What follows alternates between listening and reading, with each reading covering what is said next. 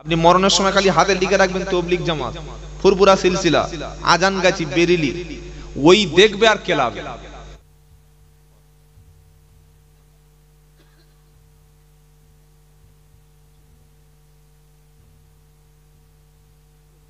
যখন সাইম সিদ্দিকী আসলেন আমাদের জামিয়াতে, তখন মুফতি সাহেব যাওয়ার কথা আমার মুহিত ভাই বলে গেলেন। কি গো শুনছেন না? শুনছেন? সবাই জানে আমরা একসঙ্গে যাবো ইনশাআল্লাহ। তখন কিছু ফেতনাবাজ তারা বলছে যদি সব এক হয়ে যায় তাহলে আমাদের তো ভাঁড়ে পড়াশোনা কিচ্ছু নাই। এই যে আমরা এর পিছনে ওর পিছনে কাটি মেরে যে সমাজের মধ্যে ভাগাভাগি করে মুরিদ পড়াচ্ছিলাম, ভক্ত পড়াচ্ছিলাম, আমাদের উপায়টা তাহলে কি হবে? তাই তারা কিন্তু শুধু খালি ফেসবুকে উল্টোপাল্টা লেখালেখি করে যাচ্ছে। আমরা সাধারণ মুসলমান বিতর্ক বাদ দিয়ে যারা ঐক্য নিয়ে কথা বলবে, এক হয়ে থাকার বলবে, আমরা তাদের সাপোর্ট করবো ইনশাআল্লাহ। অনেক বক্তা আছে, এই 2 ঘন্টা হয়ে গেছে, আর 1 মিনিট বললে টাকা বেশি দিতে হবে। কি সর্বনা, যেন জোন খাটতে এসেছে। আর যারা বক্তব্য করতে এসে টাকা চেয়ে নেয়, টাকা ডিমান্ড করে, আল্লাহি আল্লাহকে সাক্ষী রেখে বলছি, ওরা আলেম না, ওরা বক্তা না, ওরা গরিবের রক্ত চোষা। বক্তা হওয়ার জন্য মাথায় টুপি পরেছে, মুখে দাড়ি লাগিয়েছে, গায়ে জুব্বা লাগিয়েছে, টান শিখে নিয়েছে, কিছু পীর সাহেবের জীবনী মুখস্থ করেছে, 2-1 গজল মুখস্থ করেছে, কিন্তু কোরআন তারা পড়েনি। যদি এই বক্তার মঞ্চে অন্য বক্তা আসলে আমরা জলসায় যাই না। তো ফুরফুরা শরীফ, বসিরহাট বা মুফতি সাহেবদের সঙ্গে কোন জমি জায়গা নিয়ে ঝামেলা নয়, শুধু খালি একটাই ঝামেলা, একটাই সেটা আপনারা প্রত্যেকদিন, আমি আর বলতে চাচ্ছি না, ছোট্ট ছোট্ট বিষয়গুলো নিয়ে।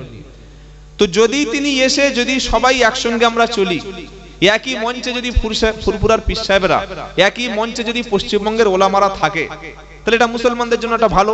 আমরা এক হবো না, সারা জীবন ফুরফুরা বসিরহাট দ্বন্দ্ব হয়ে যাবে, সারা জীবন এদের সাথে ঝামেলা হয়ে যাবে। যত বড় হুজুর হোক, যত বড় বিখ্যাত 50-60 হাজার টাকার ভিজিটওয়ালা বক্তা আনেন, আপনাকে কবরে কেউ আপনার উপকার করতে পারবে না, এটা লিখে রেখে দেন। আর যদি হ্যাঁ বলে যে উপকার করতে পারবে, আপনি হুজুরের নামটা দিন, শুনে দেখি, জিজ্ঞাসা করে কি করে উপকার করবে।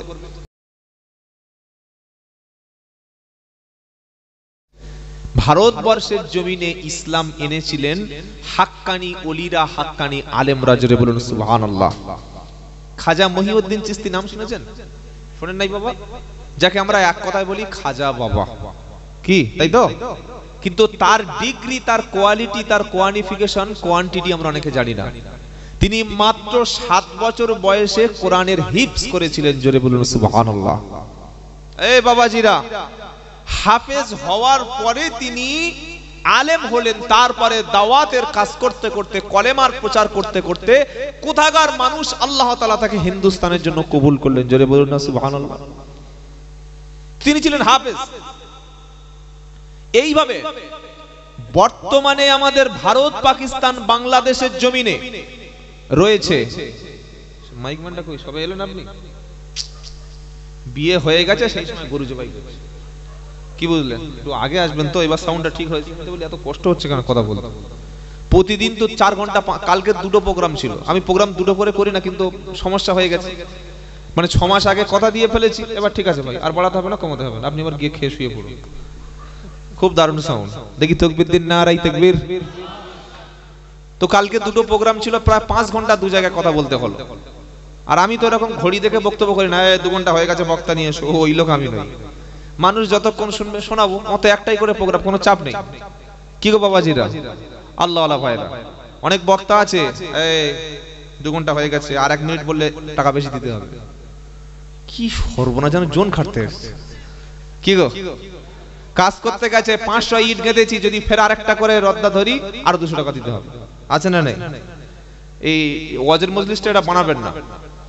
আর যারা বক্তব্য করতে এসে টাকা চেয়ে নেয়, টাকা ডিমান্ড করে, আল্লাহি আল্লাহকে সাক্ষী রেখে বলছি, ওরা আলেম না, ওরা বক্তা না, ওরা গরিবের রক্ত চোষা। বক্তা হওয়ার জন্য মাথায় টুপি পরেছে, মুখে দাড়ি লাগিয়েছে, গায়ে জুব্বা লাগিয়েছে, টান শিখে নিয়েছে, কিছু পীর সাহেবের জীবনী মুখস্থ করেছে, 2-1 গজল মুখস্থ করেছে, কিন্তু কোরআন তারা পড়েনি। যদি বলেন কেন পড়েনি, পারা নাম্বার 23 সূরার নাম ইয়াসিন। আল্লাহ বলছেন ইত্তাবিউ মাল্লা ইয়াসআলুকুম আজরা ওয়া হুম মুহতাদুন, তোমরা তাদের অনুসরণ করো, তাদেরকে মেনে নাও যারা দ্বীন প্রচার করে, কোরআনের কথা শুনিয়ে, কলেমার কথা শুনিয়ে তোমাদের কাছে কোনো পারিশ্রমিক চায় না, টাকা চায় না, পয়সা চায় না, তাদেরকেই তোমরা অনুসরণ করো। জোরে বলুন না সুবহানাল্লাহ।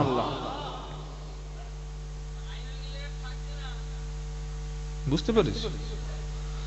এই বাবাজিরা, আল্লাহর নবী সাল্লাল্লাহু আলাইহি সাল্লাম এই কোরআনের প্রচার করার জন্য তায়েফে গিয়ে মার খেয়েছিলেন, সাহাবায়ে কেরামরা জীবন দিয়েছিলেন।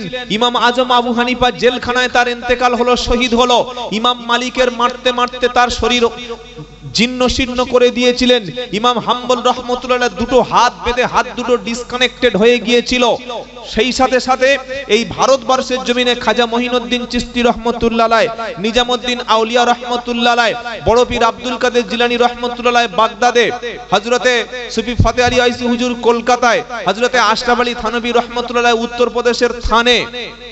নাম শুনেন আশরাফ আলী থানভী রহমতুল্লাহ আলাইহি? ওলি ছিলেন গো। কি গো? বসিরহাট আল্লামা রুহুল আমিন রহমতুল্লাহ আলাইহি বসিরহাটে, বাংলাদেশের শাহজালাল রহমতুল্লাহ আলাইহি, হাড়োয়ার গোরাচাঁদ রহমতুল্লাহ আলাইহি, এই সমস্ত আল্লাহর ওলিরা ওলামারা বক্তব্য করে মানুষকে ইসলাম শিক্ষা দিয়ে মোটামুটি 20-30 হাজার টাকা নিতেন। দাদা হুজুর রহমতুল্লাহ অন্তত 10,000 টাকা তো ভিজিট ছিল নাকি? কি ছিলেন না? তো মেজো হুজুর অন্তত 20,000 টাকা ভিজিট ছিল। কি গো? মেজো হুজুর দাদা হুজুরের ইলম আর বর্তমান যারা বাজারজাত বক্তা তাদের ইলম এক করলে হবে? হ্যাঁ? খাজা মঈনুদ্দিন চিশতি রহমতুল্লাহর মতো ইলমওয়ালা, আমলওয়ালা, বসিরহাট আল্লামা রুহুল আমিন রহমতুল্লাহর মতো আমলদার, ইলম এবং আমল এই দুটি যার আছে সেই হলো আলেম। প্রচুর বড় জ্ঞানের জাহাজ, জ্ঞানের সমুদ্র, কিন্তু তার মধ্যে ইখলাস নেই, মানে আল্লাহর জন্য কাজ করতে পারে না। এই আলেম লেখাপড়া শিখে কি লাভ আছে? কথা বুঝতে পেরেছেন? তো আমার কাছে প্রশ্ন হলো, দাদা হুজুর রহমতুল্লাহ কত ভিজিট ছিল? বসিরহাট রহমতুল্লাহ রুহুল আমিন রহমতুল্লাহ কত টাকা ভিজিট নিতেন? দাদা হুজুরের পরে বড় হুজুর, সেজ হুজুর, মেজো হুজুর, ছোট হুজুর কত টাকা ভিজিট নিতেন? নিতেন না। তাদের পরিশ্রমে, তাদের মেহনতে আমরা দ্বীন এবং ইসলাম পেয়েছি। আমরা বক্তারা বাজারজাত করি 20,000, 30,000, 40,000 টাকা নিজেকে বিক্রি করে দিই। আর সাধারণ মানুষ কি মনে করছে? সাধারণ মানুষ মনে করছে 30,000 টাকা নিচ্ছে মানে বড় বক্তা। এত বড় বক্তা না হলে 30,000 টাকা নেয়? কই আমাদের মুফতি সাহেব তো টাকা দেয়, টাকা নিচ্ছে মানে নিশ্চয়ই বড় লোক হবে, বিশাল বড় আলেম হবে। এটাই হচ্ছে সবচেয়ে আপনার বোঝার ভুল। এটা মাথায় রেখে দেবেন। বড় অবাক লাগে, কষ্ট লাগে। আজ যখন ফিলিস্তিনে মুসলমানরা প্রতিদিন শহীদ হচ্ছে, যখন মুসলমানদের কাপড়ের কাপড় শেষ হয়ে গেছে ফিলিস্তিনে, গত এক সপ্তাহ বাজারে কোনো কাপড়ের কাপড় নাই, কম্বল, ব্ল্যাঙ্কেট, চাদর, প্লাস্টিক জড়িয়ে আমার কলেমার পড়া মুসলমান ভাইগুলিকে যখন দাফন করা হচ্ছে ফিলিস্তিনে, আর আমরা বক্তারা তখন টাকা নিয়ে দর কষাকষি করছি। আপনাদের এখানে গরু বিক্রি হয় কোন জায়গায়? হ্যাঁ, কাটিয়াঘাট, হঠাৎগঞ্জ। তো দেখবেন গরু যিনি বিক্রি করেন উনি প্রথমে একটা দাম বলেন যে ভাই আমার 20,000 টাকা, আবার একটা দালালও থাকে, থাকে কি থাকে না? গরু যে বিক্রি করে সে ডাইরেক্ট বিক্রি করে না, ও দালালের সঙ্গে চুক্তি করে দেয় আমার গরু 20,000, তুই যা পারবি বিক্রি করে 20,000 টাকা আমার হাতে দিলে হবে। কি বুঝলেন? এবার দালাল দেখলে একটা বোকা কাস্টমার পেয়ে গেছি, বোকা শোকা মুরগি টাইপের লোক, তার কাছ থেকে 25 দামটাম হয়ে গেল, কমিয়ে টমিয়ে 23-এ চলে আসলো। মালিক পেল 20, দালাল পেল 3। ঠিক জলসার মজলিসটা আমি বলতে পারি ঠিক এরকম হয়ে গেছে। বক্তার কন্টাক্ট করার জন্য আরেকজন লোক থাকে, বক্তা ডাইরেক্ট ফোন ধরবেন না, ওই কন্টাক্ট ম্যান উনি বক্তার শিডিউলটা ঠিক করবে, আবার এই বক্তা কি খাবে, কোথায় গিয়ে ঘুমাবে, কতক্ষণ কথা বলবে সেটা ঠিক করে দেবে, আবার এটাও ঠিক করে দেবে এই বক্তার মঞ্চে অন্য বক্তা আসলে আমরা জলসায় যাই না। কি বলছি বুঝতে পারছেন না? হ্যাঁ, এই গত 17ই ডিসেম্বর, আমি নাম ধরে বলে দিচ্ছি, থানার নাম হলো বাগদা থানা, বনগাঁ। জায়গাটার নাম হচ্ছে, আমাকে একটু দেখতে হবে কেন বলছি কথাটা শুনুন, ওই ছেলেরা আমাকে প্রোগ্রামে দাওয়াত করেছে, প্রায় জায়গাটার নাম আমডোবা পাটকেল পোতা, আর আমি নাম বলবো না, ছেলেটার নাম লেখা আছে, সব নাম্বার টাম্বার সব লেখা আছে। ও দাওয়াত করেছে আমাকে সেই গত বছর প্রায় মার্চ মাসে, 2024-এর মার্চ, মানে কতদিন হয়ে গেছে বুঝতে পারছেন। জলসার দিন সকালে ফোন করছি, ভাই টাইম কটায় পৌঁছাবো, আর কটা থেকে আমার টাইম, বা কোন রাস্তাটায় যেতে হবে বলুন। অনেকবার ফোন করলাম, ফোন তুললো না, আবার ফোন করলাম, করে বলছে হুজুর একটু পরে করছি। করলো, করার পরে বলছে হুজুর আমি শুনতে পাচ্ছি মাইকের আওয়াজ আসছে কানে, সকালে মাইক জলসা বাজে। বললে হুজুর আমাদের জলসায় আপনাকে একটু সমস্যা আছে। কেন? বললে আমাদের পীর সাহেবরা মানা করেছে। আমি আর পীর সাহেবের নামটা আমি জিজ্ঞাসা করলাম না। সমস্যা? আমি কি খ্রিস্টান, না ইহুদি, না হিন্দু, না মুশরিক, না মুরতাদ, না কাফের, না ফাসেক, নাকি গালাগালি করি, নাকি গল্প করি, না কাউকে কি বলি? বলছে না আপনি ওই মুফতি সাহেবের পীর বলেছিলেন। কোথায় গন্ধটা বুঝতে পারছেন? মুফতি সাহেব কি বলেছিলাম? পীর। পীর মুফতি আব্দুল কাইম সাহেবকে আমি একবার পীর বলেছিলাম। কি গো আপনারা পীর বলে মানেন না? মানেন না? কথা বলেন। একজন বয়স্ক সিনিয়র আলেম তাকে পীর বলতে সমস্যা কোথায়? তো ওনাদের পীর সাহেব যিনি ওই জলসায় আসবেন, যিনি যার দোয়াটা ওনাদের মানে খুব কবুল হবে, যিনি ওনারা মনে করলেন যে ওই পীর সাহেব দোয়া করলে একদম আমাদের একদম কারোর দরকার নেই, তো ওনাদের এই বিশ্বাস যে ওই পীর সাহেব বলে দিয়েছে আপনাকে জলসায় আসা যাবে না, আসলে পীর সাহেব আসবে না। কেন? একদম আমার ফোনে ঠিক কথাগুলো এইরকম বলছে না আপনি মুফতি আব্দুল কাইম সাহেবকে পীর সাহেব বলেছিলেন। তো পীর বললে সমস্যা আপনাদের কি? বলে না উনি ও আপনার মতো লোক চলবে না। বুঝতে পারছেন? বর্তমান যুগে পীরের নাম করে এমনও পীর আছে, আল্লাহর কসম করে বলছি, কোরআন শরীফ সামনে ফেলে দিলে কোরআন পড়তে পারবে না, কোরআনটাই পড়তে পারে না, তাকে বলছে পীর, তাকে বলছে আল্লামা। আল্লামা হিসাবে চিনতাম বসিরহাট আল্লামা রুহুল আমিন রহমাতুল্লাহ, কত বড় আলেম ছিলেন। যিনি কোরআন পড়তে পারে না তিনি পীর হয় কি করে? যিনি কোরআন সহি করে জানেন না তিনি আলেম হয়, তিনি বক্তব্য করে কি করে? আজকের জলসার মঞ্চটা আমি একটু আগে বলেছি, জলসার মঞ্চটা পুরো ব্যবসায় পরিণত হয়ে গেছে। বক্তারা গরুর মতো 10,000, 20,000, 30,000 টাকায় কন্ট্রাক্ট করছে। 1,000 টাকা কম দেবেন, স্টেজে যেরকম আমি বড় বড় ভাষণ দিচ্ছি, আমি নামার পরে পুরো চরিত্রটাই পাল্টে যাবে। এই আলেমের দ্বারা কোনো কাজ হবে না, এই আলেমের দ্বারা কাজ হবে না, এই আলেমের দ্বারা ইসলাম টিকবে না, এই আলেমের দ্বারা দ্বীন ধ্বংস হবে। কোন আলেমের দ্বারা দ্বীন ধ্বংস হবে? যে আলেমের মধ্যে যখন দুনিয়াদারি চলে আসবে, টাকার লোভ চলে আসবে, নারীর প্রতি লোভ চলে আসবে। সুতরাং আমি এটা পরিষ্কার করে বলে দিতে চাচ্ছি, আপনারা উত্তর 24 পরগনার মানুষ, জ্ঞানীগুণী মানুষ, ভালো আলেম, হাক্কানি আলেম যারা আছে তাদের সোহবতে থাকবেন, জীবন পাল্টে যাবে। বলুন সুবহানাল্লাহ। সমস্যা কোন জায়গায় জানেন? আমাদের ভিতরে অন্ধত্ব রয়েছে, যে ওনার আব্বা পীর সাহেব ছিল তাহলে উনিও পীর সাহেব, এই যে একটা মানে প্রথা চলে আসছে, এটাই আমাদের মধ্যে অন্ধত্ব। নবী ওনার আব্বা ছিলেন তাহলে উনিও নবীর ছেলে মানে নবী হয়ে যাবে, এটা বলা যায় না। পীরের বেটা অবশ্যই পীর বলে মেনে নেব, আলেম বলে মেনে নেব, যদি তার মধ্যে ইলম থাকে, ইখলাস থাকে, খুলুসিয়াত থাকে। কি বলছি বুঝতে পারছেন না? আর যদি তার মধ্যে ইলম না থাকে, অন্ধর মতো তার পিছনে তাকবীর দিয়ে ধন্য করা, এটা অন্তত আমি পারি না। এই কারণে আমার সঙ্গে অনেক পীর সাহেব জলসা করছে না। তারা বলে দিয়েছে বাবা আপনি আসলে ঠিক আছে ভাই, আমার তো এমনি ঘুমানোর সময় পাচ্ছি না, আজ রাতে একটু ঘুমিয়ে একটু পড়াশোনা করে নি, পড়াশোনা করার খুব প্রয়োজন আছে। কি আছে না নাই? বক্তব্য করতে গেলে পড়াশোনা করেই কথা বলতে হয়, তাহলে কানে হাত দিয়ে বাবা না ভাই সারা জীবন প্রথাগত বক্তব্য চলে আসছে, এগুলো পাল্টাতে হবে। সকলে বলুন আমরা কোরআন, সুন্নাহ, ইজমা, কিয়াস অনুযায়ী হাক্কানি আলেম, হাক্কানি ওলিদের সোহবতে থাকবো। বলুন ইনশাআল্লাহ। তারপরে ফোনটা কেটে দেওয়ার আগে বলছে হুজুর আপনি ফুরফুরা সিলসিলা বিরোধী। আমাকে বলছে, আমি বললাম কি দেখতে পেয়েছেন? বললেন না আপনি দরুদ শরীফ পড়েন না। দরুদ শরীফ কিভাবে পড়তে হবে? বলছে না অন্যান্য বক্তা 2 ঘন্টা বক্তব্যের মধ্যে 20 বার দরুদ শরীফ পড়ে, আর 20 বার দরুদ শরীফ পড়তে গেলে 10টা গজল বলে। কি বলছি বুঝতে পারছেন না? আমি বললাম ভাই গজল 10টা বললে কেন 15টা বলতে পারি, কিন্তু 10টা গজল বললে 5 10 50, ওখানে তো 1 ঘন্টা সময় চলে গেল। তাহলে সাধারণ মানুষ টাকা দিয়ে আমাকে কোরআন শোনার জন্য 500 লোক আমার দিকে হা করে তাকিয়ে আছে, আর আমি গজল বলতে এসেছি, এটা কবে ভাববো? দরুদ শরীফ পড়ুন, বারবার পড়ুন, কিন্তু সেটা যেন মানুষকে টাইম পাস করার দরুদ শরীফ না হয়। কি বলছে বুঝতে পারছেন না? এইসব আজে বাজে কথা বলা হলো, এইসব বলে বললাম ঠিক আছে ভাই, অসুবিধা নাই, আপনি আপনার পীর সাহেবদের দিয়ে বক্তব্য করে নিন, আমি গেলে যদি আপনাদের সমস্যা হয় তাহলে আপনি করুন। তবে মনে রাখবেন, যেদিন এসে গেছে ভারতবর্ষের মুসলমানদের সামনে কে পীরপন্থী, কে তবলিগপন্থী, কে বসিরহাটপন্থী, কে ফুরফুরাপন্থী, এইগুলো দেখা হবে না। মসজিদ, মাদ্রাসা, খানকা, ঈদগাহ, কবরস্থান, এটা কি ঈদগাহ? ঈদগাহ তো, ঈদগাহ, মসজিদ, মাদ্রাসা, কবরস্থান, এগুলো সবগুলো হয় ওয়াকাফ সম্পত্তির উপরে, দান করা সম্পত্তির উপরে। কোনো পার্সোনাল জায়গায় মসজিদ বা ঈদগাহ হয় না।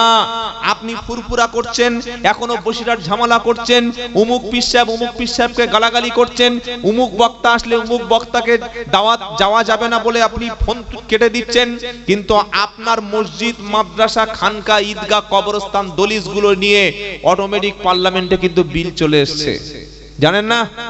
পার্লামেন্টে বিল চলে এসেছে। ওই বিলটার মধ্যে বলা আছে যত মসজিদ, মাদ্রাসা, খানকা, ঈদগাহ, কবরস্থান সব ওয়াকাফ সম্পত্তিগুলো আমাদের মুসলমানদের ইচ্ছায় ব্যবহার হবে না। ওটা কেন্দ্রীয় সরকার বিল এনে পাশ করেই ডিস্ট্রিক্ট ম্যাজিস্ট্রেট ডিএম দ্বারা, জেলা শাসক দ্বারা আপনার মসজিদের নামাজ পড়তে দেবে, ডিস্ট্রিক্ট ম্যাজিস্ট্রেট দিয়ে আপনার ঈদে নামাজ পড়তে দেবে। আপনার বাপ মারা গেছে, ওই অফিস থেকে আপনাকে অনুমতি আনতে হবে। কোন অফিস? ডিএম, ডিস্ট্রিক্ট ম্যাজিস্ট্রেটের অফিস থেকে, যে আমার আব্বাকে আমি গোরস্থানে মাটি দিতে দেবো কিনা। যদি অনুমতি দেয় তবে আপনি জানাজার নামাজ পড়তে পারবেন, তা না হলে ঘরের কোণে পুঁতে রাখতে হবে। কি বলছি বুঝতে পারছেন না? এই রকম একটা সিচুয়েশনে চলে এসেছে। আর আমরা কিছু মানুষ অশান্তির আগুনে আরো ঘি ঢেলে দিচ্ছি। আর একটা কথা বলি, কদিন আগে আপনারা দেখেছিলেন ফুরফুরা শরীফের পীরজাদা সাহিমউদ্দিন সিদ্দিকী সাহেব, নাম শুনেন নাই বাবা? উনি এসেছিলেন জামিয়া রহমানিয়াতে। তো এটা আমি খবরটা সোশ্যাল মিডিয়া দেখলাম। এমনি সাইম সিদ্দিকীর সঙ্গে আমার অনেক আগে থেকে সম্পর্ক, না বাড়িতে যাতা আসা আছে, সম্পর্ক আগে থেকে ছিল। তো উনি এসেছেন, এসে সবকিছু ঘুরে গেলেন। আলহামদুলিল্লাহ আমরা দেখতে পেলাম যে একটা অনেক দিনের দ্বন্দ্ব, যেটা মুসলমানদের মধ্যে আলেমরা মিল হয়ে গেলে সাধারণ মানুষ মিলে যাবে। কি যাবে না? যাবে না। ভাই ভাই মিল হয়ে গেলে ভাইয়ের বউদের মধ্যে মিল হবে না? হবে না? কি বলছেন? হ্যাঁ। আর ভাই ভাই যতক্ষণ না মিল হবে, ভাই ভাইয়ের বউর মধ্যে মিল হবে? হবে না। তো ফুরফুরা শরীফ, বসিরহাট বা মুফতি সাহেবদের সঙ্গে কোনো জমি জায়গা নিয়ে ঝামেলা নয়, শুধু খালি একটাই ঝামেলা, একটাই সেটা আপনারা প্রত্যেকদিন, ওটা আমি আর বলতে চাচ্ছি না, ছোট্ট ছোট্ট বিষয়গুলো নিয়ে। তো যদি তিনি এসে, যদি সবাই একসঙ্গে আমরা চলি, একই মঞ্চে যদি ফুরফুরার পীর সাহেবরা, একই মঞ্চে যদি পশ্চিমবঙ্গের ওলামারা থাকে, তাহলে এটা মুসলমানদের জন্য একটা ভালো। কি গো, এই কলকাতায় ধর্মতলায় মিটিং হয়েছে ওয়াকাফ বিল নিয়ে, জানেন না? 3টে মিটিং হয়েছে একই মাঠে, একদম সেম একই মঞ্চ, একই মাঠে 3টে মিটিং। প্রথম করলো কে? কামারুজ্জামান সাহেব, আপনাদের বাদুড়িয়া ছেলে। দ্বিতীয় মিটিংটা করলো কে? সিদ্দিকুল্লাহ চৌধুরী সাহেব, তৃণমূলের একজন নেতা। তৃতীয় মিটিং করলো কে? পীরজাদা তোহা সিদ্দিকী সাহেব। দিলীপ ঘোষ বলুন, শুভেন্দু অধিকারী বলুন, যত বিজেপি নেতা ছিল তারা প্রত্যেকে দেখেছে যে এই মুসলমানদের মধ্যে কতগুলো দল, কতগুলো ভাগ। কি বলছি বুঝতে পারছেন না? 3টে দল, কামারুজ্জামান, তোহা সিদ্দিকী সাহেব। আর যদি সিদ্দিকুল্লাহ চৌধুরী সাহেব, আমাদের মুফতি সাহেবও গিয়েছিলেন, আর ওলামারা সবাই মিলে যদি কলকাতায় একটা মিটিং করে 10 থেকে 20 লাখ লোক একটাই ধ্বনি তোলা হতো যে পশ্চিম বাংলার জমিনে, ভারতবর্ষের জমিনে ওয়াকাফ সম্পত্তি যদি কেউ দখল করতে আসে, আমরা মুসলমানরা স্বাধীনতার জন্য যেভাবে জীবন দিয়েছিলাম, ওয়াকাফ সম্পত্তির জন্য সেই রকম জীবন দেব। সমস্ত দল, সমস্ত মতের ওলামারা এক জায়গায় হয়ে যদি এই প্রতিবাদটা মিছিল হতো, 25 থেকে 30 লাখ লোক এক জায়গায় হতো না? হতো না? হতো না? হতো না? কিন্তু সেই ঐক্য চিত্র আমরা ধরে তুলতে পারিনি। আর যতক্ষণ পর্যন্ত নিজেদের মধ্যে ঐক্য না হবে, আল্লাহ বলছে তোমাদের ক্ষমতা শেষ। কে বলছে? আতিউল্লাহ ওয়া রাসূলাহু ওয়া লা তানাযাউ ফাতাফশালু ওয়া তাদহাবা রিহুকুম ওয়াসবিরু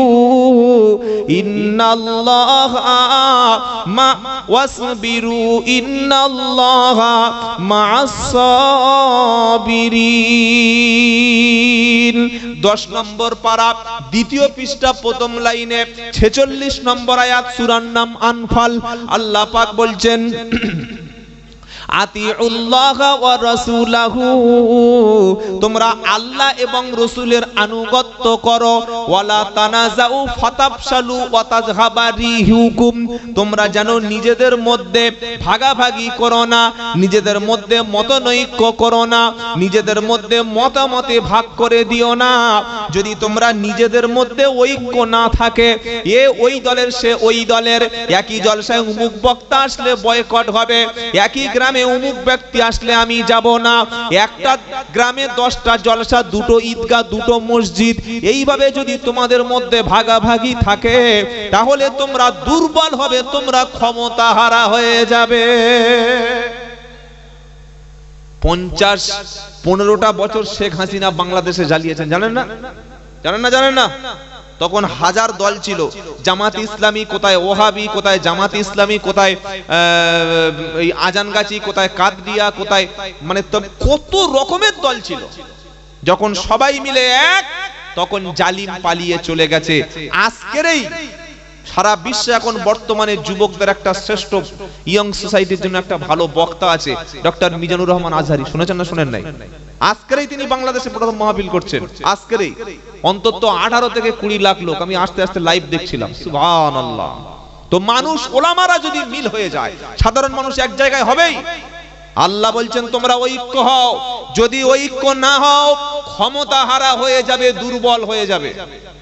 আরো চলুন আল্লাহ পাক এক ঐক্য সম্পর্কে কি আল্লাহ কি মেসেজ দিচ্ছেন, আর আমাদের ভণ্ড বক্তারা কি বলে গেছে। আল্লাহর কথা শুনুন, এদের কথা শুনুন। আল্লাহ এবার কি বলছেন? ইন্নাল্লাযীনা ফাররাকু দীনাহুম ওয়া কানু শিআআল লাস্তা মিনহুম ফি শাইইন। 8 নম্বর পারা, 9 নম্বর পৃষ্ঠা, 4 নম্বর লাইনের 159 নম্বর আয়াত, সূরার নাম আনআম। আমার আল্লাহ বলছেন নিশ্চয়ই যারা দিন মানে এই আল্লাহর মনোনীত জীবন ব্যবস্থা মানে ইসলাম, বলুন না সুবহানাল্লাহ।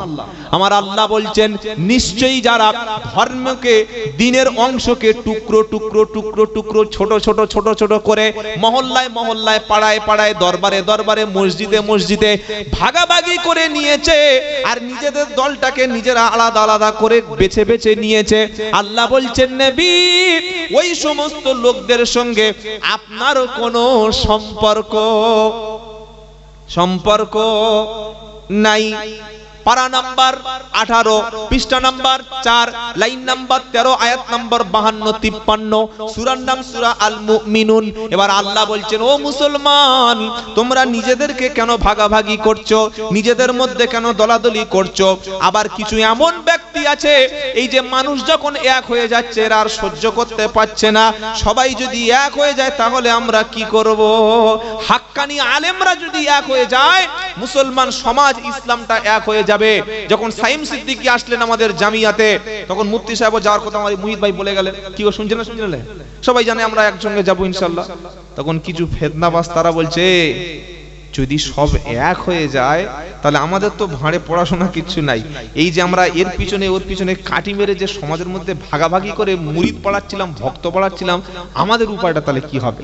তাই তারা কিন্তু শুধু খালি ফেসবুকে উল্টোপাল্টা লেখালেখি করে যাচ্ছে। আমরা সাধারণ মুসলমান বিতর্ক বাদ দিয়ে যারা ঐক্য নিয়ে কথা বলবে, এক হয়ে থাকার বলবে, আমরা তাদের সাপোর্ট করব, বলুন ইনশাআল্লাহ। বলুন না ইনশাআল্লাহ। এবার আল্লাহ কি বলছেন, আল্লাহর মেসেজটা শুনুন। সূরার নাম বলে দিয়েছে আল মুমিনুন, 18 পারা 4 পৃষ্ঠা 13 নম্বর লাইন, 52-53 নম্বর আয়াত। আল্লাহ কি বলছেন? ওয়া ইন্না হাদিহি উম্মাতুকুম উম্মাতাও ওয়াহিদা ওয়া আনা রাব্বুকুম ফাত্তাকুন ফাতাকাত্তাউ আমরাহুম বাইনাহুম যুবুরা কুল্লু হিজবিম বিমা লাদাইহিম ফারিহুন। আমার আল্লাহ বলছেন ওয়া ইন্না হাদিহি উম্মাতুকুম উম্মাতাও ওয়াহিদা, তোমরা এই উম্মাত, তোমাদের দল তো একটা দল। জোরে বলুন। এটা আমি বানালাম তাই তো নাকি? কার কথা? কার কার? কোন হুজুরের কথা না, কোন বক্তার কথা না, ডাইরেক্ট আমার আল্লাহর কথা। বলুন সুবহানাল্লাহ। আল্লাহ বলছেন তোমরা উম্মাত, তোমরা একই উম্মাত, তোমাদের দল হলো একটা, তোমরা এই উম্মাত, একই উম্মাত, একই দল। কাবা শরীফ এক, তোমাদের নবী এক, তোমাদের রাসূল এক, তোমাদের আল্লাহ এক, তোমাদের কোরআন এক, সবাই যখন এক উম্মত, জোরে বলুন এক। আর এক যদি দুনিয়ায় না হবি তো ভাই একবার মরে দেখ। কি গো, দুনিয়ায় ও মিলাদ করলে আমি যাব না, ওর বাড়িতে সবরসানিতে বসবো না, ওর বাড়ির মেয়েতে বিয়েতে আমি যাব না, ও ওই দল করে ওকে সালাম দেব না, ও আসলে মঞ্চে আমি নেমে পালিয়ে যাব, আর মরে গেলে টেনে নিয়ে গোরস্থানে সব। কি গো, তখন আর আলাদা গোরস্থান আছে? তবলিগের আলাদা, ফুরফুরার আলাদা, আজানগাছির আলাদা, হানাফিদের আলাদা, শাফি মাযহাবের আছে নাকি, বসিরহাটদের আলাদা, কোন তখন সব এক জায়গায়, তখন কোনো ঝামেলা করে সব কাঠ হয়ে শুয়ে পড়ে আছে, আর তখন আলাদা হতে পারছে না। খালি দুনিয়ায় আলাদা, আখিরাতে আর কোনো আলাদা দল নাই। আখিরাতে দল হলো দুটো। কটা? আসহাবুল ইয়ামিন, ডানপন্থী দল, জান্নাতি দল। আর একটা দল হলো আসহাবুস শিমাল, বামপন্থী দল, বাঁদিকের দল। একটা হলো জান্নাতি, আর একটা হলো জাহান্নামী। একটা হলো ডানপন্থী, আর একটা হলো বামপন্থী। একটা হলো ইসলামপন্থী, আর একটা হলো কাফেরপন্থী। একটা হলো রাসূলপন্থী, আর একটা হলো আবু জাহালপন্থী। একটা হলো উলামাপন্থী, আর একটা হলো ফিতনাপন্থী। একটা হলো কোরআন সুন্নাহপন্থী, আর একটা হলো নিজেদের বানানো ধর্ম তৈরি করা পন্থী। আমরা সকলে হলাম আহলুস সুন্নাত ওয়াল জামাত। কোরআন সুন্নাহ যেখানে আমরা আছি সেখানে। জোরে হবে না সুবহানাল্লাহ? সবাই যখন এক, তো আমি কেন এক হব না বাবা? আমার সমস্যাটা কি গো বাবা? যেটা আল্লাহ ভাইরা, তো আল্লাহ কি বলছেন? তোমরা একই উম্মাত, আর ওয়ানা রব্বুকুম ফাত্তাকুন, তোমরা সকলে তোমাদের রবকে ভয় করো। বলুন সুবহানাল্লাহ। এইবার মানে এই কথা শুনলে আপনার মাথা হ্যাং হয়ে যাবে যে হ্যাঁ আল্লাহ সত্যি এরকম ধরে ধরে বলেছে। এবার আল্লাহ কি বলছেন? ফাতাকাত্তু বাইনাহুম যুবুরা কুল্লু হিজবিম বিমা লাদাইহিম ফারিহুন। আল্লাহ বললেন এবার দিনটাকে, শরীয়তকে, কোরআন এক, কাবা এক, আল্লাহ এক, রাসূল এক, মাযহাব এক, কি তাই তো নাকি? হ্যাঁ, উম্মাতও এক। এই উম্মাতকে, এই কোরআনকে, এই দ্বীনকে কেটে কেটে কেটে কেটে টুকরো টুকরো টুকরো টুকরো করেছে। প্রত্যেকে নিজের দলটাকে মনে করেছে হক। কি সবাই মনে করছে হক? আপনি যে কোনো তবলিগ জামাতের লোককে জিজ্ঞেস করবেন, আমারটা হক। আপনি আজানগাজী পীর সাহেবের মুরিদকে বলবেন, বলবে আমাদের যে বিনা পয়সার দিন দুনিয়া এটা হক। বলবে না? বলবে না? হ্যাঁ। একটা জামাত ইসলামের লোকে জিজ্ঞাসা করুন, আমাদেরটা হক। আহলে হাদিসে জিজ্ঞাসা করুন, সে বলবে আমাদেরটা হক। ফুরফুর একজন মুরিদ, সে বলবে আমারটা হক। মানে যাকে জিজ্ঞাসা করবেন সে বলবে হক। আর নিজের কাছে যে দলটা আছে, আল্লাহ বলছে কুল্লু হিজবিম বিমা লাদাইহিম ফারিহুন, নিজের কাছে মানে ধর্মটাকে তো কেটেছে, কেটে কেটে ছোট ছোট ছোট ছোট পিস পিস করে এলাকা ভিত্তিক এই দল করেছে, করে ওর কাছে যে অংশটা আছে ওইটাকে হক মনে করে ওটা নিয়ে খুব আনন্দে আছে, আমারটাই ঠিক। কি বলছি বুঝতে পারছেন না? আর আল্লাহর নবী কি বলে গেছেন বলবো? নবী বলে গেছেন বনি ইসরাইলের মধ্যে দল ছিল ৭২, উম্মতের মধ্যে হবে কটা? একটা বাড়বে। কি? হ্যাঁ, একটা বাড়বে। নবী বললেন কুল্লুহুম ফিন্নার ইল্লা মিল্লাতা ওয়াহিদা, সব দল জাহান্নামী, একটা দল জান্নাতি। সাহাবারা বললেন কোন দল? ওটা তো বলতে হবে নাকি? এইবার নবী কি বলছেন? মা আনা আলাইহি ওয়া আসহাবি, আমি নবী যে পথে আছি আমার সাহাবায়ে কেরাম আজমাইন রাদিয়াল্লাহু আনহুম যে পথে আছে, নবীর তরিকা, সাহাবায়ে কেরামদের তরিকা, আল্লাহ রাসূলের সুন্নাত, সাহাবাদের সুন্নাত, নবীর আদর্শ, সাহাবাদের আদর্শ, নবীর জীবনী, সাহাবাদের জীবনী, নবীর আখলাক, সাহাবাদের আখলাক, নবীর ইবাদত, সাহাবাদের ইবাদত, নবীর মুআমালাত, সাহাবাদের মুআমালাত, নবীর মুআশারাত, সাহাবাদের মুআশারাত, যার মধ্যে পাবে, যেটার উপরে পাবে, ওইটা হলো জান্নাতি। এবার উম্মত বলছে তাহলে কোন দলের মধ্যে যাব? নবী বলছে শোনো, তোমাদের দুটো জিনিস ছেড়ে দিয়ে গেলাম। কটা? তারাকতু ফিকুম আমরাইনি লা তাদিল্লু মা তামাসসাকতুম বিহিমা। আল্লাহর নবী বললেন দুটো জিনিস তোমাদের ছেড়ে যাচ্ছি, এই দুটোকে ধরবে, কেউ জাহান্নামে নিতে পারবে না, কেউ বিভ্রান্ত করতে পারবে না। এবার ওই দুটো কি? একটা হলো কিতাব আল্লাহ, ওটা হলো আল্লাহর 30 পারা কোরআন, আর একটা সুন্নাত রাসূলি, আমি নবী আমার সুন্নাত। এই দুটো ধরুন, আল্লাহর কিতাব, নবীর সুন্নাত। এর বাইরে যত রকমের বিভ্রান্ত গোমরাহি পথ মত আছে, ভাই তোমার দল তুমি করো, মনে থাকবে ইনশাআল্লাহ। আমরা আল্লাহ রাসূলের সুন্নাতের অনুসারী, এজন্য আমরা হলাম আহলুস সুন্নাত ওয়াল জামাআত। সুন্নাত যেখানে আছে, রাসূলের আদর্শ যেখানে আছে, সাহাবাদের আদর্শ যেখানে আছে, আমরা সেখানে আছি, বলুন সুবহানাল্লাহ। তবে হ্যাঁ, ভুল ত্রুটি প্রত্যেকের হতে পারে, পারে কি পারে না? সঠিক পথে চলার চেষ্টা করলাম, যদি ভুল হয়ে যায় ক্ষমা করবে কে? আল্লাহ। এবার তামাম পৃথিবীর সমস্ত মুসলমানদেরকে আল্লাহ বলছেন তোমরা সকলে ভাই আর ভাই। আচ্ছা ধরুন আমার নাম মোহাম্মদ আব্দুল্লাহ জুবায়ের শেখ, আমরা 5 ভাই, আমার কথা বলছি। তো আমার যদি মেজো ভাই বা ছোট ভাইটাকে যদি ধরে কেউ রাস্তায় মারে, বা যদি বিনা কারণে কেউ অত্যাচার করে, আমি কি বসে থাকবো না প্রতিবাদ করব? কি গো বলছেন না কেন? প্রতিবাদ করব, করব। আল্লাহর কোরআন পারা নাম্বার 26, সূরার নাম হুজরাত, আয়াত নম্বর 10, আল্লাহ বলছেন ইন্নামাল মুমিনুনা ইখওয়া, নিশ্চয়ই মুমিনরা হলো ভাই ভাই। জোরে হবে না? ফিলিস্তিনে প্রত্যেকদিন মানুষ শহীদ হচ্ছে, আমরা দেখে কষ্ট পাচ্ছি। ফিলিস্তিনে কি আমাদের মেয়ে বিয়ে দেয়া আছে? আছে বাবা? আমার শ্বশুর বাড়ি ফিলিস্তিন না, সিরিয়ায় মুসলমানদের মারলে আমাদের কষ্ট হচ্ছে। আমার ভাড়া ভাইয়ের বাড়িও ফিলিস্তিন কিংবা সিরিয়া না, মিশরে কোনো মুসলমানের উপরে অত্যাচার হলে আমাদের চোখ থেকে পানি এসে যায়। বাংলাদেশে কোনো নিরপরাধ একজন মুসলমানের উপরে অত্যাচার হলে আমারও চোখটা ভিজে যায়। কাশ্মীরে নিরীহ যুবককে সন্ত্রাসী বানানো হলে তখনও আমার চোখে পানি এসে যায়। কারণটা কি? একটাই কারণ, ওরা বলেছে লা ইলাহা ইল্লাল্লাহ, আমি বলেছি লা ইলাহা ইল্লাল্লাহ। ওরা আল্লাহকে আল্লাহ বলে মানে, আমরা আল্লাহকে আল্লাহ বলে মানি। ওরা রাসূলকে রাসূল বলে মানে, আমরা রাসূলকে রাসূল বলে মানি। ওরা কিবলার দিকে ফিরে নামাজ পড়ে, আমরা কিবলার দিকে ফিরে নামাজ পড়ি। ওরা 30 পারা কোরআন পড়ে, আমরা 30 পারা কোরআন পড়ি। ওরাও 5 ওয়াক্ত ফরজ পড়ে, আমরা 5 ওয়াক্ত ফরজ নামাজ পড়ি। ওরা জুমার নামাজ পড়ে, আমরা জুমার নামাজ পড়ি। ওরা বিসমিল্লাহ আল্লাহু আকবার বলে জবাই করে খায়, আমরা বিসমিল্লাহ আল্লাহু আকবার বলে জবাই করে খাই।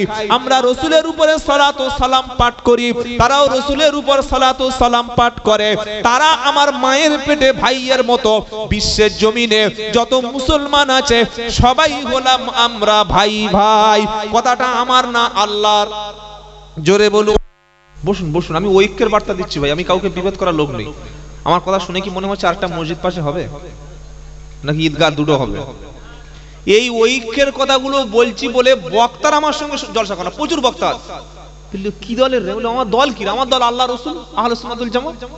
আমার গায়ে পুরোপুরি লিখে রাখতে হবে, তাবলীগ জামাত লিখে রাখতে হবে, আহলে হাদিস বেরেলি হানাফি লিখে রাখতে হবে। হ্যাঁ, হানাফি মাযহাবকে অনুসরণ করি, হাক্কানি ওলামাদের সোহবতে থাকি, কিন্তু আমি তো মুসলমান, আমার মুসলমান পরিচয় দিয়ে মরতে হবে। হবে কি হবে না? আপনি মরণের সময় খালি হাতে লিখে রাখবেন তাবলীগ জামাত, ফুরফুরা সিলসিলা, আজানগাছি বেরেলি, ওই দেখবে আর কেলাবে। কি বুঝলেন? মরতে হবে একটা পরিচয়, ওটা হলো মুসলমান। জোরে বলুন সুবহানাল্লাহ। তোমরা এক হবো না? সারা জীবন পূর্ব পশ্চিমের দ্বন্দ্ব হয়ে যাবে, সারা জীবন এদের সাথে ঝামেলা হয়ে যাবে। মনে রাখবেন, আমরা মুসলমান পৃথিবীতে বাস করি 200 কোটি। ফিলিস্তিন দেশ শেষ হয়ে গেছে, ফিলিস্তিনে আর কেউ নাই।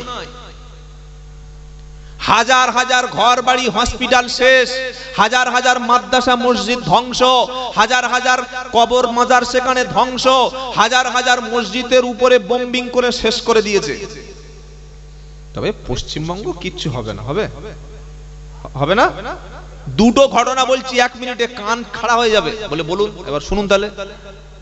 বেলডাঙ্গায় একটা ঘটনা হয়েছিল, মনে আছে? গত 1 মাসের মধ্যে একটা পুজো মণ্ডপের লাইটে, এলইডি লাইটের উপরে আল্লাহর নামে অশ্লীল শব্দ লিখে দেওয়া হয়েছিল এবং বিশাল একটা রায়ট হচ্ছিল। আপনারা শুনে নাই বেলডাঙ্গায়, মুর্শিদাবাদে? ওই দেখুন, শুনেছে। পরবর্তীকালে 1 সপ্তাহ আগে যে ধরা পড়লো সে মুসলমান না, ওটা একজন সাম্প্রদায়িক, একজন জঙ্গি। সে হিন্দু মুসলমানের মধ্যে অশান্তি করার জন্য, মারামারি বাঁধানোর জন্য। ধরুন এই গ্রামে 500 মুসলমান বাস করে। এবার মসজিদের মধ্যে যদি শুকরের মাংস যদি কেউ ফজরের সময় ফেলে দিয়ে যায়, সকালে মারামারি হবে না? হবে না? আর মারামারি গুলো কারা করবে? অমুসলিমদের উপর আমরা গিয়ে করবো, এই তোরা মসজিদে ফেলেছিস কেন? কিন্তু এই কাজটা যদি সুকৌশলে কোনো মুসলমান করে যায়, আপনি ধরতে পারবেন না তো। বেলডাঙ্গা, আমি ওখানে 3 বছর কাপাসডাঙ্গা বড় মাদ্রাসায় জলসা করেছি, 3 বছর যাচ্ছি আল্লাহর রহমতে। ওখানে মুসলিম বেল্ট, মুসলিম এলাকা। তো ওই জায়গায় অমুসলিম আমাদের হিন্দু ভাইরা বাস করে। তারা একটা পূজা করছে, সেই গেটে আল্লাহর নামে অশ্লীল ভাবে লিখে দেওয়া হয়েছে। ওটা লিখেছে কে? একজন অমুসলিম জঙ্গি, দেশ বিরোধী, আল্লাহর নামে গালাগালি করে। সে একজন ইঞ্জিনিয়ার, ওই কাজটা করেছে। কেন করেছে? যাতে পশ্চিম বাংলায় অশান্তির আগুন ছড়িয়ে পড়ুক। আপনি চিন্তা করতে পারছেন? যখন মুসলমানরা গিয়ে ওটা ঝামেলা করবে, তখন একটা দাঙ্গা ছড়িয়ে পড়বে, ব্যাস তারা যেটা চাইছে হয়ে যাবে। আজকে সকালের কথা বলছি, আজকে 2টো ছেলে ফারাক্কা ব্যারেজ আছে জানেন? মালদা যাওয়ার আগে ফারাক্কা ব্রিজ, ফারাক্কার আগে ধুলিয়ান সুতি বলে একটা জায়গা আছে, সুতি। ওখানে রেল লাইনের উপরে মদন আর আরেকটা ছেলের নাম, দুজনেই অমুসলিম, দুজনে বোম নিয়ে রেল লাইনের উপরে রেখে পালাচ্ছিল। কেন? বোমটা যখন ব্লাস্ট হবে, বিস্ফোরণ হবে, ওই এলাকাটা মুসলিম প্রধান এলাকা, তাদের ঘাড়ে দোষ চাপিয়ে বেশ কিছু নিরীহ মানুষকে গ্রেফতার করে পশ্চিম বাংলাটা বলা হবে এটা পাকিস্তান হয়ে গেছে, অত্যাচার ধরপাকড় শুরু হয়ে যাবে। কোন জায়গায় আমরা বাস করছি? প্রতিনিয়ত আমাদের বিরুদ্ধে ষড়যন্ত্র করছে যারা দেশ বিরোধী, যারা হিন্দু মুসলমান ঐক্য থাকতে চায় না, তারা ষড়যন্ত্র করছে পশ্চিম বাংলায়। আমরা এগুলো দেখে আমাদের চোখ কি এত অন্ধ হয়ে গেছে? এরপরে আমরা এই সমস্ত ছোট্ট ছোট্ট বিষয় নিয়ে আমাদের মধ্যে ভাগাভাগি করব, মারামারি করব, অশান্তি করব। কেন? একজন অন্য দলের মানুষকে আমি সালাম দিয়ে বুকে টেনে নিতে পারি না? অন্য একটা দলের মানুষ, সে আমার দলের নয়, আমি তাকে দাওয়াত করে খাওয়াতে পারি না? অন্য একটা দলের মানুষ, সে আমার হয়তো পীর সাহেবের মুরিদ নয়, তা বলে আমি তাকে বুকে টেনে নিতে পারি না? এইটা যারা চায় না, বুঝতে হবে তারা ইহুদিদের দালাল। যারা চাইছে তবলিগ, ফুরফুরা, আজানগাছি, কাদিয়া, চিস্তিয়া, তারপরে বসিরহাট মুফতি সাহেবদের সঙ্গে ফুরফুরা ঝামেলা আরো চলতে থাকুক, আরো অশান্তি হোক, বুঝতে হবে তারা ইহুদিদের কি দালাল। আর ইহুদিদের দালালদের মাদ্রাসা কিন্তু মাটির তলায় আছে, উপরে নাই। তারা আলেম তৈরি করছে। কোন আলেম? যারা ছোট্ট ছোট্ট বিষয় নিয়ে ফতোয়া দেবে। কি ফতোয়া? এখানে হাত না বাঁধলে নামাজ হবে না। ফতোয়া দেওয়ার লোক আছে না নাই? কি গো? হ্যাঁ, আমিন বলতেই হবে, না বললে হবে না। আবার এখানে হাত বাঁধলে এটাও সমস্যা আছে। মানে এমন এমন বিষয় নিয়ে আপনাকে ফতোয়া দেবে যেন শরিয়াতের শুদ্ধ অংশ ওইটুকু, আর কোনো অংশ নয়। এগুলো কেন ভাই? এগুলো থেকে বার হয়ে আসুন। আমাদের মুসলমানদের মধ্যে প্রথম যেটা দরকার সেটা হচ্ছে শিক্ষা। আজকের মুসলমানদের মধ্যে কত মূর্খ ছেলেপুলে আছে আপনি জানেন? যারা না গেছে স্কুলে, না গেছে মাদ্রাসায়, না গেছে কোনো শিক্ষা প্রতিষ্ঠানে। আজকের আমি তো দোয়া করি সব সময়, বিশেষ করে অল ইন্ডিয়া সুন্নাতুল জামাতের জন্য। কিসের? তারা যে আন্দোলনটা শুরু করেছে, মুফতি আব্দুল মাতিন সাহেব, কাইম সাহেব, রজব আলী সাহেব, সেই আন্দোলনটার নাম হচ্ছে শিক্ষার আন্দোলন। জোরে বলুন সুবহানাল্লাহ। জাতিকে যদি আমরা শিক্ষা না দিতে পারি, জাতিকে যদি স্কুল না করে দিতে পারি, জাতিকে যদি মাদ্রাসা না করে দিতে পারি, মসজিদ না বানিয়ে যেতে পারি, এরকম লক্ষ লক্ষ টাকার জলসা দিয়ে হুজুরের পকেট মোটা হবে। আগে হুজুর ছিল 50, পরের বছরে 60 কেজি, আগে চড়তো 20 লাখ টাকার গাড়ি, এখন চড়বে 30 লাখ টাকার গাড়ি। আগে হুজুরের বাড়ি ছিল মাটির, এখন হবে 3 তলা, প্রত্যেকটা রুমে এসি। খালি বলবো উফ আমার হুজুরের এত বড় বাড়ি, হুজুরের বাড়ি গিয়ে সেলফি তুলে ছাড়ছে, আমার হুজুরের বাড়ি দেখ।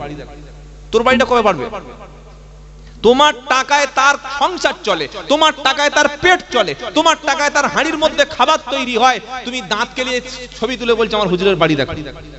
কিন্তু তোমার গ্রামে একটা মসজিদ নতুন হয়নি, তোমার গ্রামে মসজিদটার মধ্যে মক্তব চালু নেই, তোমার গ্রামের মধ্যে একটা নতুন স্কুল কি চালু হয়েছে, তোমার গ্রামের মধ্যে নতুন কোন শিক্ষা প্রতিষ্ঠান চালু করতে পেরেছে ওই হুজুর এসে? যদি না করতে পারে তাহলে এই হুজুরকে তুমি এত টাকা দিচ্ছ কেন? কি আপনাদের কষ্ট হচ্ছে?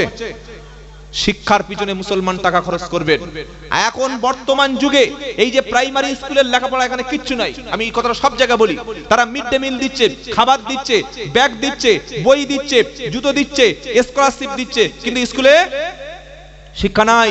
শিক্ষা মানুষকে সচেতন করে, শিক্ষা মানুষকে প্রশ্ন শেখায়, শিক্ষা মানুষকে উগ্রবাদী বানায় না, শিক্ষা মানুষকে মাথা নিচু করে চলতে শেখায়, শিক্ষা মানুষকে ধর্মের পথ দেখায়, শিক্ষা মানুষকে সচেতন করে, অন্ধ ভক্তকে চোখ কাটিয়ে দেয়। তাই সরকার সব দেবে, কখনো আপনার শিক্ষা দেবে না। সবাই যদি শিক্ষিত হয়ে যায়, সবাই যদি লেখাপড়া শেখে, তখন 2 নম্বরই কন্ট্রাক্টরি কে করবে? তখন বোম বাঁধবে কে? তখন মানুষেরকে অস্ত্র ধরে হানাহানি করবে কে? তাই রাজনৈতিক নেতারা কোনোদিন সাধারণ জনগণকে দেখবেন হসপিটাল দেবে, তারা নতুন আবাস যোজনার ঘর দেবে, তারা রাস্তা করে দেবে, তারা ফ্রিতে পানি দেবে, ফ্রিতে বিদ্যুৎ দেবে, কিন্তু ফ্রিতে শিক্ষা দেবে না। রাজনৈতিক কারবারিরা ফ্রিতে শিক্ষা দেবে না। আর ভণ্ড বক্তা, ভণ্ড হুজুররা কখনো মানুষকে কোরআন শিখতে, কোরআন পড়তে, কোরআন বুঝতে, কোরআনের মক্তব তৈরি করতে, কোরআনের মাদ্রাসা তৈরি করতে বিরোধিতা করতে। কি বলছি বুঝতে পারছেন না? ফুরফুরার আবু বকর সিদ্দিক রাহমাতুল্লাহ আলাইহি তিনি শুধুমাত্র জলসা কোরআনের মাহফিল করে কবরে চলে যাননি, তার সিলসিলা টিকে ছিল, টিকে আছে এই কারণে শুধুমাত্র মাদ্রাসার মধ্যে আলেম তৈরি হয়েছে, তারাই আদর্শ টিকিয়ে রেখেছে। জোরে বলুন সুবহানাল্লাহ। একটা জাতি আদর্শ দ্বারা টিকে থাকে, অন্য কোনো না। আদর্শ যে জাতির মধ্যে থাকে না, সে জাতির কোনো অস্তিত্ব থাকে না। পৃথিবীতে অনেক ধর্মই শেষ হয়ে গেছে, শুনলে অবাক হয়ে যাবে। আজ থেকে 3000-4000 বছর আগে এমন ধর্ম ছিল যে ধর্মটাই শেষ হয়ে গেছে, ধর্ম বলতে আর কিছু নাই। এমন ভাষা ছিল যে ভাষাটাই শেষ হয়ে গেছে। কেন? সেই ভাষা চর্চা হয়নি, সেই ধর্ম চর্চা হয়নি। সেজন্য ইসলাম বাঁচাতে গেলে আমাদের শিক্ষা প্রতিষ্ঠানের দিকে লক্ষ্য রাখতে হবে, আমাদের প্রত্যেকটা মসজিদে মক্তব চালু করতে হবে। আপনাদের যে মসজিদে আমি এসে নামাজ পড়লাম, খুব সুন্দর মসজিদ, ইমাম সাহেবও নিশ্চয়ই যোগ্য ইমাম, যারা বয়স্ক আছেন, একটু মুরব্বী মানুষ বসে আছেন, আপনারা চেষ্টা করবেন কি জানেন? আপনারা আল্লাহর কোরআনটা একটু শিখে নেওয়া। বাবাজিরা, আল্লাহর ভাইরা, একটু কষ্ট করে যদি মাগরিবের পরে 10 মিনিট আধ ঘন্টা করে ইমাম সাহেবের কাছে বসে, পার্সোনাল, সবার সামনে বসার দরকার নাই, যদি বসেন কোরআনটা একটু শিখবো, নবী সুন্নাতটা একটু শিখবো, আলেমদের, আল্লাহর যারা হাক্কানি আলেম বান্দা ছিলেন তাদের আদর্শটা আমি একটু শিখবো, এটা ক্ষতি আছে? ক্ষতি আছে নাকি? নবী বললেন খায়রুকুম মান তাআল্লামাল কুরআনা ওয়া আল্লামাহু, তোমাদের মধ্যে সবচাইতে উত্তম হলো তারা নিজে কোরআন শেখে যারা অপরকে শিক্ষা দেয় যারা। জোরে বলুন সুবহানাল্লাহ। সকলে বলুন কোরআনের ছাত্র হয়ে কবরে যাব, বলুন ইনশাআল্লাহ। জোরে বলুন ইনশাআল্লাহ। হাসরের ময়দানে কোরআন আপনার পক্ষে সাক্ষী দেবে অথবা কোরআন আপনার বিপক্ষে সাক্ষী দেবে। যার পক্ষে কোরআন দাঁড়াবে, যে ব্যক্তি মসজিদে কোরআন পড়েছে, ইমাম সাহেবের কাছে কোরআন শিখেছে, আলেমের সোহবতে বসে কোরআন শিখে নিয়েছে, বাড়ির মধ্যে তেলাওয়াত করেছে, জিকির করেছে, আর এই ব্যক্তি ইন্তেকালের সময় কোরআন শুনতে শুনতে কবরে গেছে, আর মরণের পরে কোরআনের নেকি কিয়ামত পর্যন্ত কবরে পৌঁছে গেছে। কিয়ামতের দিন বান্দা যখন সামান্য অপরাধের কারণে জাহান্নামে যাওয়ার সিদ্ধান্ত হয়ে যাবে, কোরআন তখন বলবে এমন ব্যক্তিকে কখনো জাহান্নামে দিবি না, যে ফজরে পড়েছে, জোহরে পড়েছে, আসরে পড়েছে, মাগরিবে পড়েছে, ঈশায় পড়েছে যারা, আর মরণের সময় কোরআন শুনতে শুনতে মারা গেছে যারা, এই কোরআন বলবে আল্লাহ এই ব্যক্তিকে জান্নাতে না দেয়া পর্যন্ত আমি কোরআন চুপ করব না। জোরে বলুন সুবহানাল্লাহ। কোরআনের সুপারিশ পেতে চাই, চাই কি চাই না? বিশ্বাস করুন কবরে আপনার কেউ উপকার করতে পারবে না। যত বড় হুজুর হোক, যত বড় বিখ্যাত 50-60 টাকার ভিজিটওয়ালা বক্তা আনেন, আপনাকে কবরে কেউ আপনার উপকার করতে পারবে না, এটা লিখে রেখে দেন। আর যদি হ্যাঁ বলে যে উপকার করতে পারবে, আপনি হুজুরের নামটা দিন, শুনে দেখি, জিজ্ঞাসা করে কি করে উপকার করবে। কিন্তু কোরআন আপনার পাশে দাঁড়াবে, নামাজ আপনার পাশে দাঁড়াবে, ইবাদত আপনার পাশে দাঁড়াবে, আমল আপনার পাশে দাঁড়াবে। জোরে বলুন না সুবহানাল্লাহ। তাহলে যে আমার পাশে থাকবে দুনিয়ায়, তার পাশে আমি থাকবো না? থাকবো না? কিয়ামতের দিন আমার পাশে যে সুপারিশ করবে, আমি তো দুনিয়া তার সাথে থাকবো ইনশাআল্লাহ। বলুন বাবাজিরা, আল্লাহর ভাইরা, অনেক কথা বলেছি, কিছু মনে করবেন না, কষ্ট করেন বললাম বলে। আমাদের মধ্যে ঐক্য দরকার, শিক্ষার দরকার। আপনার সন্তানটাকে যোগ্য আলেম বানান, যোগ্য হাফেজ বানান, যোগ্য একজন মুফতি সাহেব বানিয়ে দিন। আপনি এতটুকু নিয়ত করুন, যেদিন পৃথিবী থেকে আপনি চলে যাবেন, আপনার ইন্তেকালের সময় হয়ে গেছে, ছটপট ছটপট করছেন, আপনার ছেলেটাকে আলেম বানিয়েছিলেন,